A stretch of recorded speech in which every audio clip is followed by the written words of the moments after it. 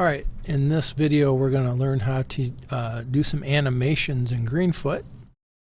And the animation we've done before has pretty much been swapping out one image for another, two frame animations basically. We're going to look at doing this one. This is going to be a 8 frames. And technically it's 8 frames for our character when it runs left, and 8 frames for our character when it runs to the right, as well as an idle image. We're not going to have an animated idle. A lot of times you'll have an animation for an idle where the character just breathes. We're not going to do that here. But to do this, to begin to set up your project, in the images folder, so this is my you can follow me if you want to follow me on this. This is my Run, Jump, Fall project that we used before. They had Duke and a platform. And we're going to be changing to this image here. You can get these images a lot of different places. And they usually come as part of a sprite sheet. And you'll have sprites that have all the animation frames for when a character's at idle, when they're walking, when they're running. I've simplified this one a little bit. I don't remember where I got them, but we have one image for our character at idle, meaning just standing still.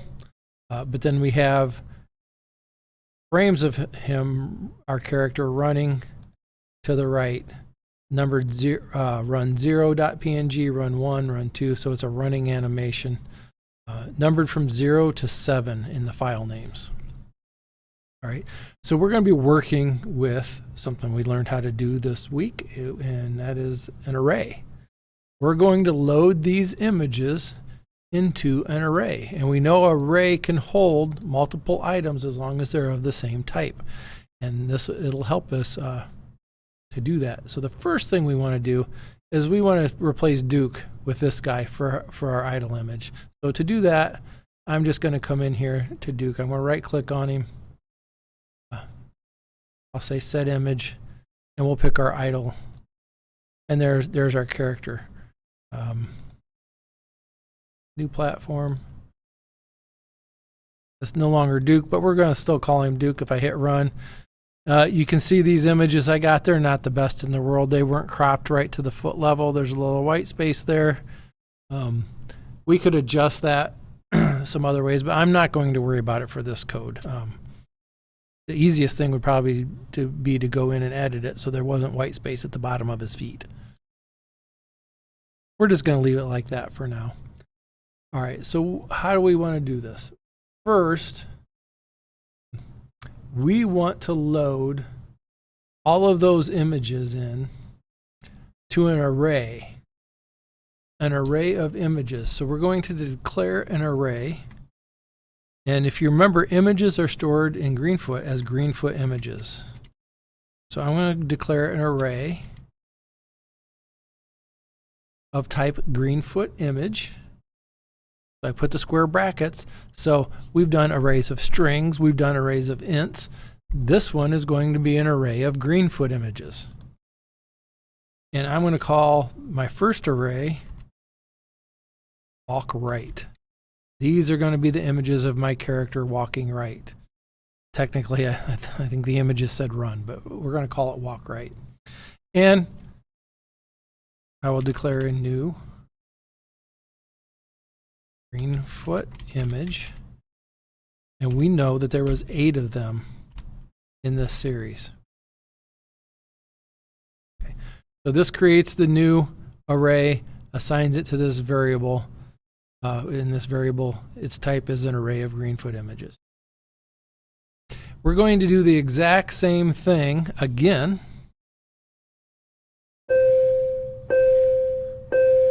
Except this one's going to be called walk left. So we're going to have an array of images for walking right, and we're going to have an array of images for walking left.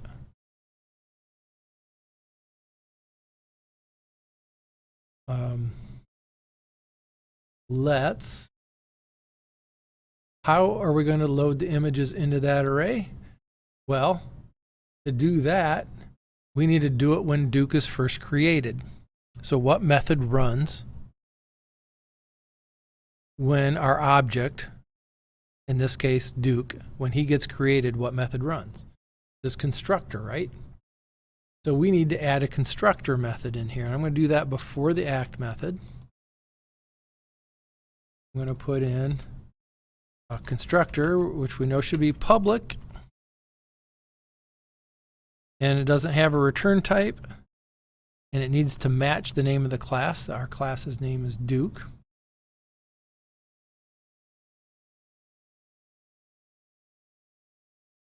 And inside the constructor for Duke, so that when he's created, I'm not going to do all the steps individually. I'm going to say initialize animation sprites.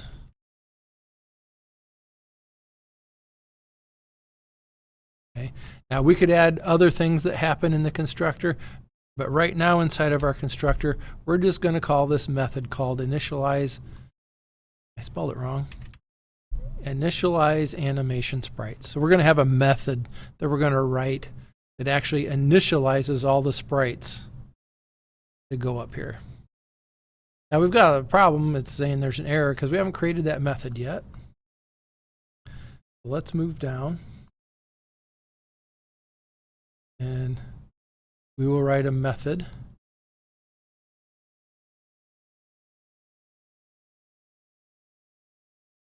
Call it going to be public. Not going to return anything, so we'll put void and init animation sprites.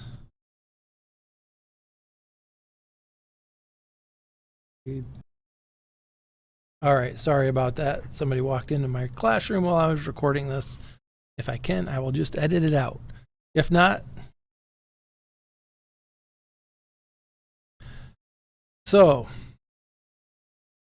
we're creating this method called public initialize init animation sprite. So what are we going to do here? Well, we have these Greenfoot images that were called run 0, run 1, run 2, all with an extension of PNG. So our initial thoughts might be to do something like this. Walk right, item 0, item at index 0 equals new Greenfoot image, and we tell it to load run0.png.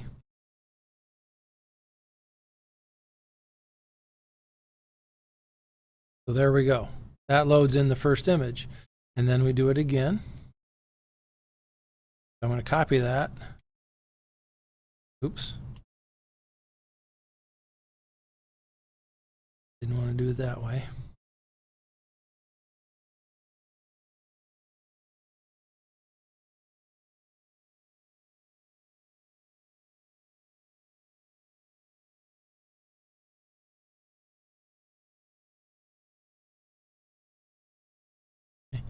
I can copy this and I can paste it 8 times. 1, 2, 3, 8, and then just go in and change the numbers.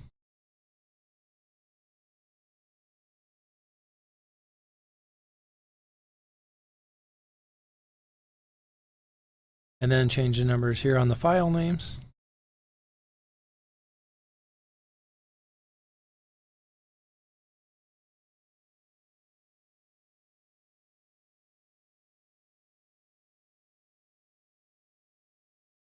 So there we've loaded up all of our images.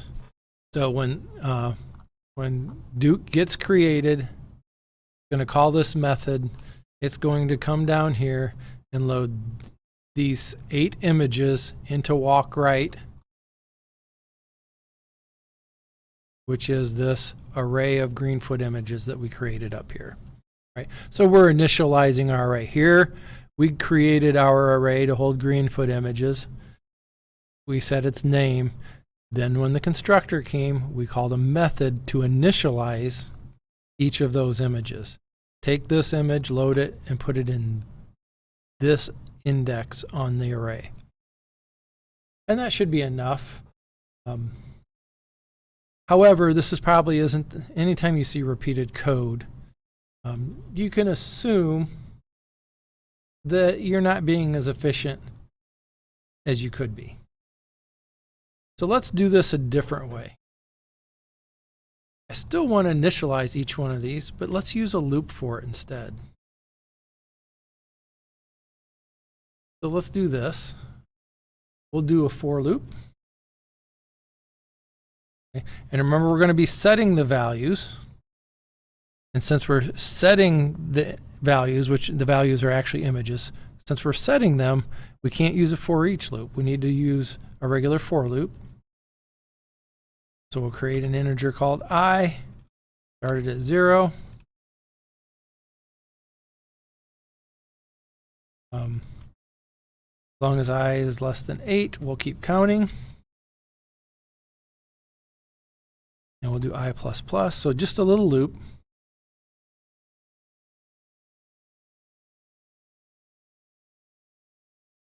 That counts from 0 through 7. And for each of those items, we want to do this, right? Except this is going to be I. Okay.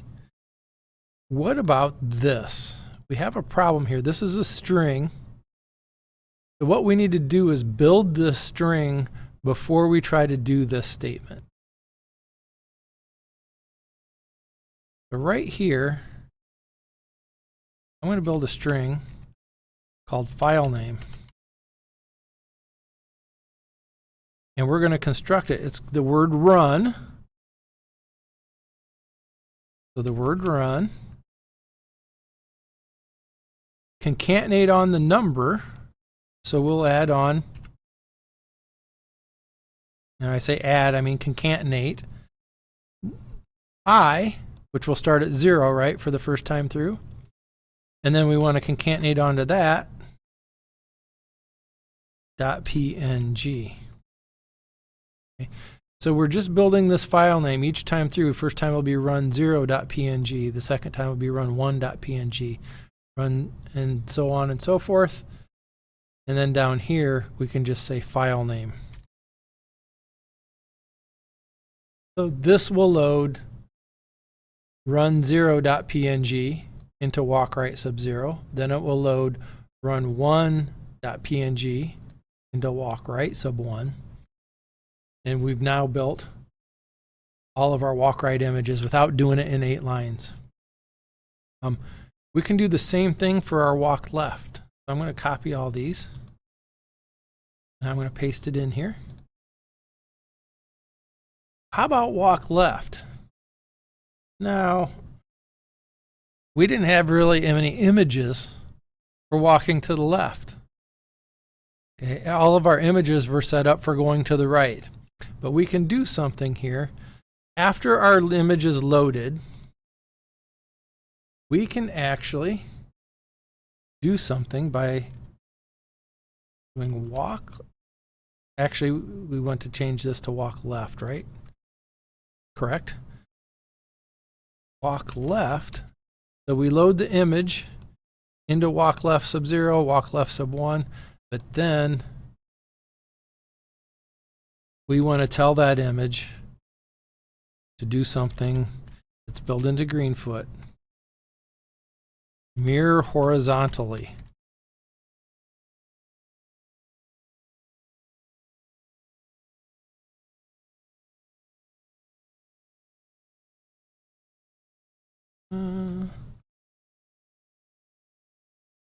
And I spelled horizontally wrong.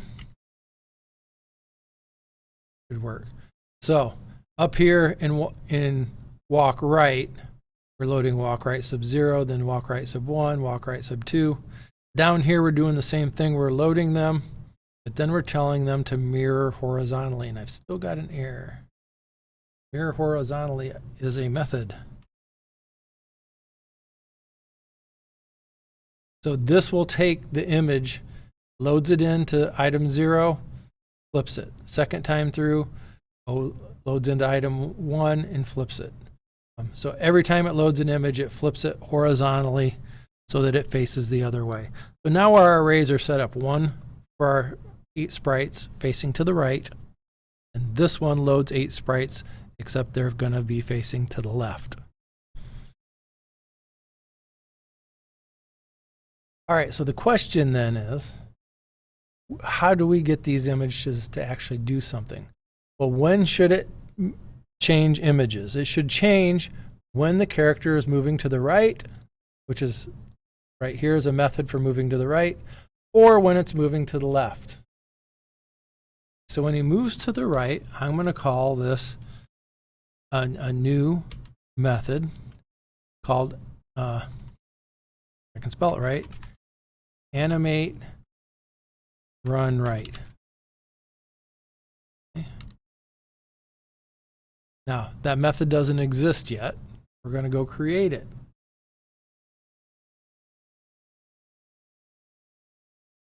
So down here at the end of our files, end of our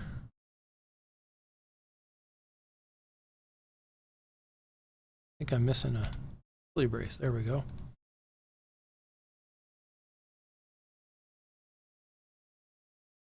We're going to create a new method. Public.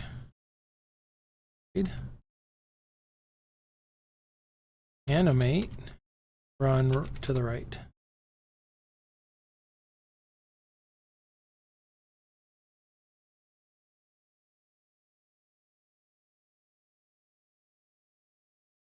All right, I see I have an error up here. Forgot my semicolons. All right, animate run right. What's it going to do? It's going to set the image. Each time, we're going to set it to a new image, but how are we going to do this? Well, we need a counter. So for our animation, we want to create a counter. At the very top of my code, I'm going to create an animation counter. I want to put it here since it goes with these two, since we're going to be using it with these. Animation, shorten it up, Anim Counter. It's going to start out at 0. So this counter, all it's going to do is every time we change an animation frame, it's going to count up by 1. Okay, and you'll see how this works because it's using an operator that I told you would come in useful later. And we're going to set the image. We're running to the right, so we're going to set the image to our walk right. And walk right was that array of images, right? So what number do we want to put in here? Well, we could put Anim Counter. Okay. But once Anim Counter got to 7, and would load the last image, then it would go to 8. And now all of a sudden, we're going to have that problem that we've seen before, where our index will be out of range. So how do we get it so we can keep counting, but it always goes from 0 to 7, 0 through 7, 0 through 7? What we're going to do here is use the modulo operator, the modulus operator. Okay, and we're going to say by 8. So what happens when we divide everything by 8? When we get, let's look what happens when we get to 8.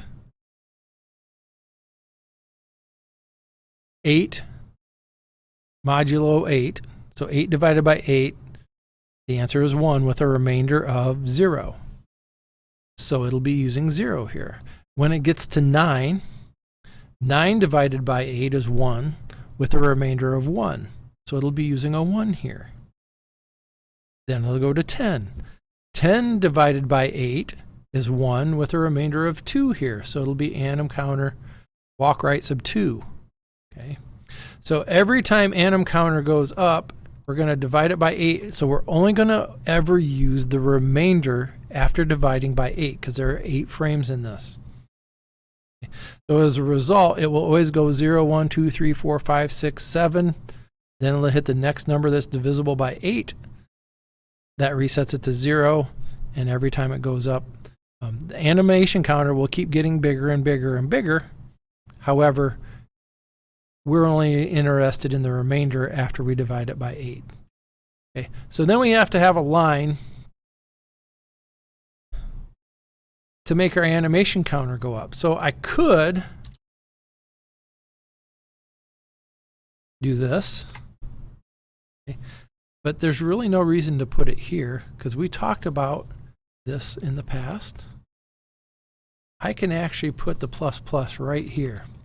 And remember, if the plus plus comes after, it's going to do the math, divide by 8 and get the remainder, and then when that statement is done, it's going to increase animation counter by 1. So this is one line. We're going to set the image using our image array to item 0, then item 1, then item 2, and item 3 up to 7, and then it will reset because we're only looking at the remainder after it's divided by 8. Obviously, we're going to need the same thing.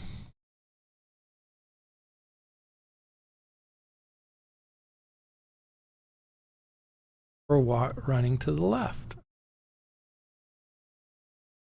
And we'll change this to walk left. Does it matter that we're using two different counter or the same counter for walk right and left? Not really. It's not really going to make any difference at all. So I have this animation method for running right, this animation method for running left. Up here, when I move to the right,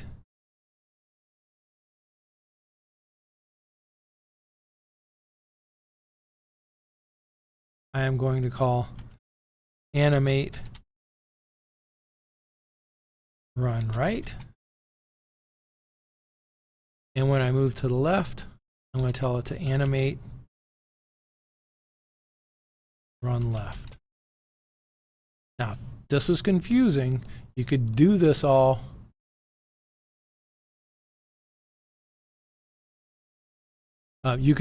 just on the right one first, or do it without actually having a character that moves. But this code should take care of it. Let's try this. I'm going to put a couple platforms here.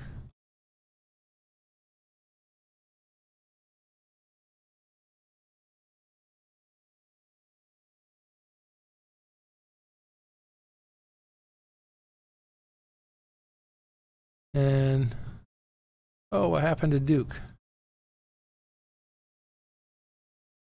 I got an error somewhere. Didn't declare a type here for my int. I'll go ahead and make it private for my animation counter.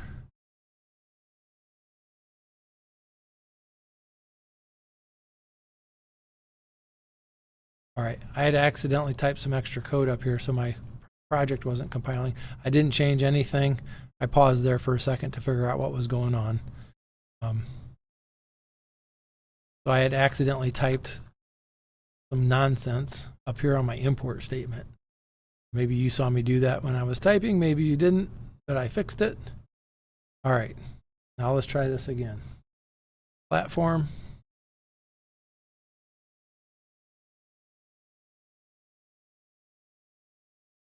And we'll put Duke on there. Our new Duke. We'll hit run. And you can see when I go to the right, he's switching from his frames. When I go to the left, he switches the other way. What don't I have? So he initially started out in his idle position.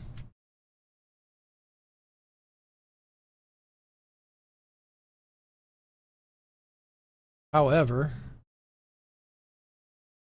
I'm telling him to run right, animate run right, animation run left. I